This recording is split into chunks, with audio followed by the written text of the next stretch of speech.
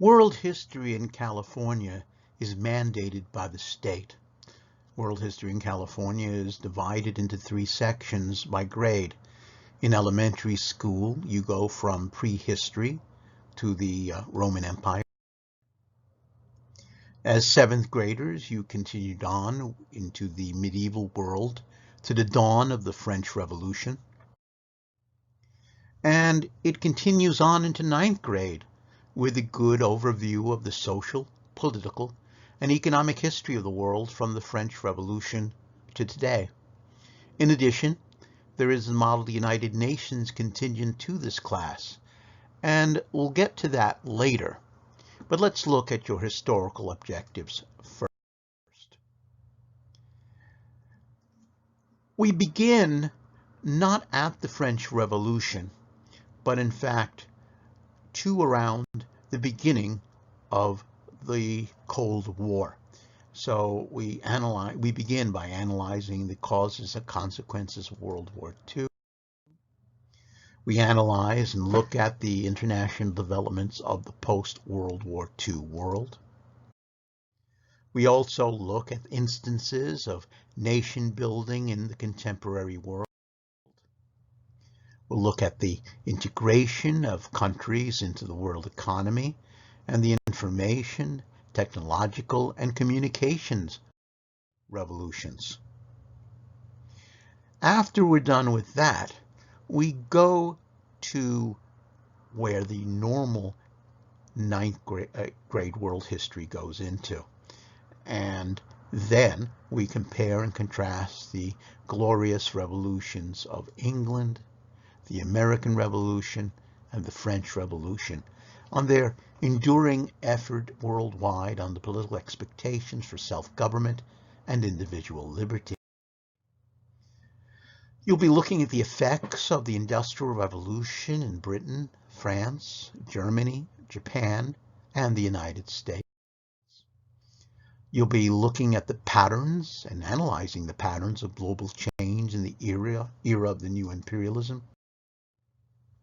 We'll be looking at the causes and course of the First World War, the effects of the First World War, and analyze the rise of totalitarian government after World War I to bring us full circle. Your grade in this class will be determined by the traditional methods of assessment. Include the following. There will be formal textbook reading assignments that you'll use as the foundation of your studying. They average about 3 to 5 pages a few times a week. I'm a bit of an old-fashioned teacher in that I believe that formal lecture still has to be improved on and used to share a lot of good information. My talks are accompanied by PowerPoints, something which is going on right now. Formal notes based on a modified version of Cornell notes are mandatory in this class. The formal lectures and presentations are usually accompanied by individual and group activities. Of course, group activities are going to be very, very different virtually. One of the best ways to learn something is by teaching it. So there will be presentations that can consist of work that you do, such as videos, PowerPoint presentations, lesson creations, reports, and more. Video documentaries and film excerpts will be shown periodically to deepen your understanding of the topics we'll be working on. Most of these are available online for viewing a few times. Finally, we learn through discussion. I expect some mastery of the material by the time we start having discussion. My interest is not having you simply regurgitate the material that you've learned, but to use it, applying it to the world today, making connection between the past and the present. I will challenge your basic assumptions about everything that you think you know, and attempt to break down my arguments through logic and critical thinking. And don't worry if you don't think you have the right stuff to discuss things intellectually. part of my job is to train you. Most normal days, I also like to start each class with a quick summary of the day's news, as most of you probably don't pay too much attention to what's going on outside the Whitney bubble, or maybe you're only getting some news.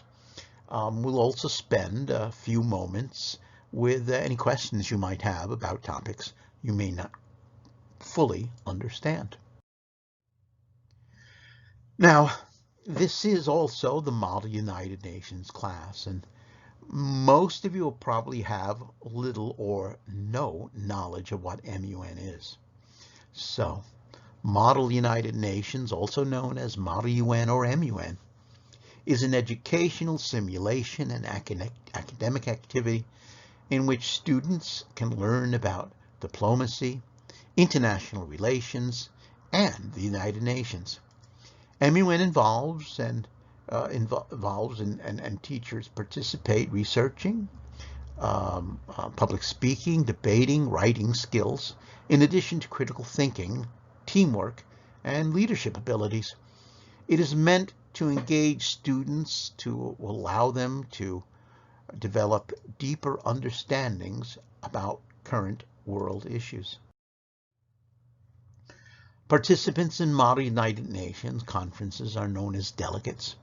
You are placed in committees and assigned countries to represent, or occasionally other organizations or political figures, where you represent members of that body.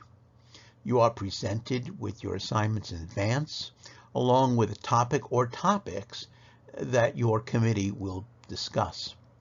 Delegates conduct research before conferences and formulate positions that you'll then debate with your fellow delegates in the committee, staying true to the actual position as well as the delegations that are sometimes, and afterwards you're sometimes recognized with awards.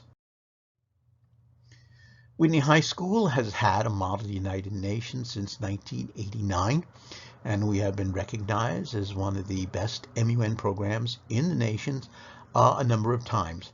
We won the top Model United Nations award in 2017 and 2019, held at the United Nations General Assembly building in New York City. Most of the first semester of this school year will focus on your Model United Nations skills. You'll need to be, these are skills that you're going to need in order to be successful in committee. In fact, you'll be starting with historical reading with events after World War II to today. You're obligated to go to at least 2 MUN conferences a semester. Now, right now, conferences are going to be virtual. They're going to be online, but eventually they will be moving on to in person as the COVID pandemic ebbs away. We offer more than 2 conferences to help fit into your schedules. You also have the option of not attending a schedule in person if your schedule or circumstances do not permit you to get full credit for it. You'll then have an alternative assignment which will make up for the one that you've missed. By the way, the picture that you see in front of you are the current class of seniors, many of who are still in MUN, when they were in your place, when they were freshmen down in the Cerritos MUN conference.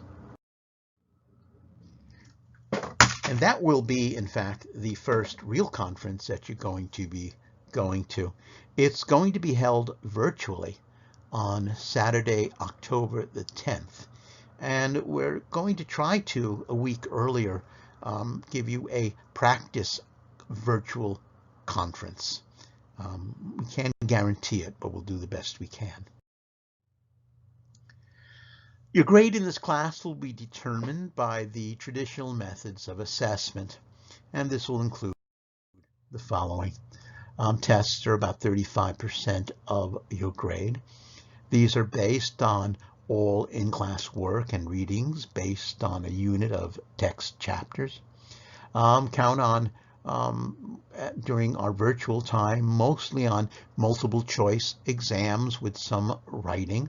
Later on, when we're in person, the test can also include vocabulary and so forth. If you miss a test, you're going to have to make it up as soon as possible, and you will get an alternative written exam, which the other students don't get.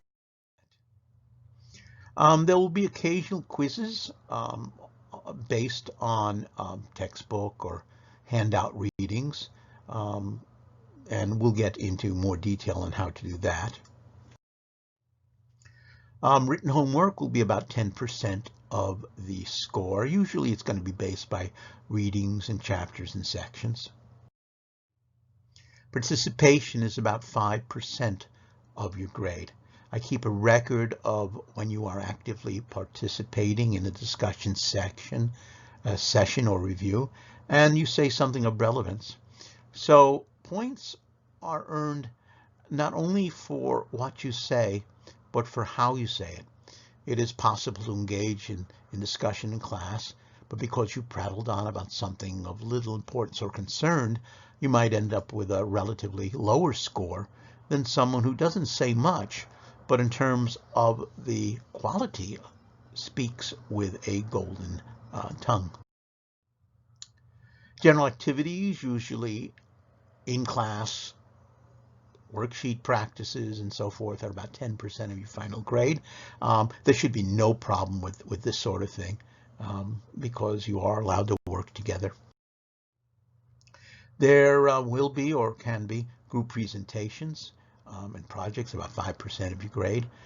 You might be asked to create a video or a PowerPoint presentation or a class lesson and so forth. Lecture notes are about 10% of the grade. As I mentioned before, you are expected to use a modified version of Cornell Notes, which I'll teach you how to do before we start. Those who've had me, those who've had certain teachers already know how to do this.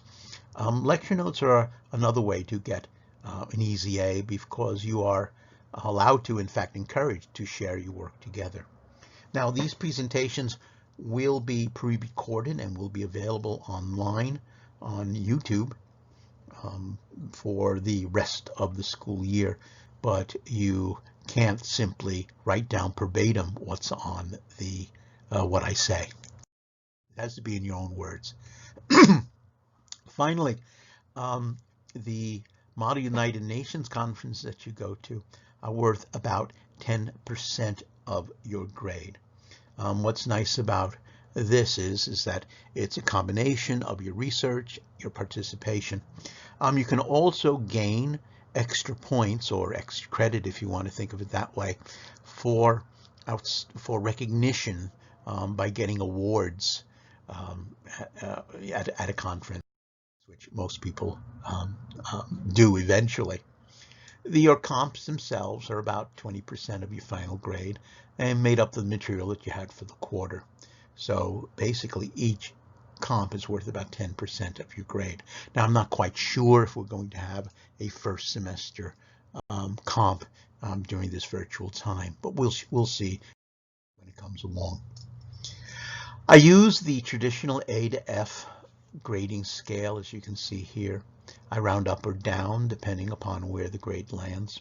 I'll do my best to stay up to date with you on API, but if there's any errors or suspected errors on the grade, please let me know within a week or so or two after the grade is published.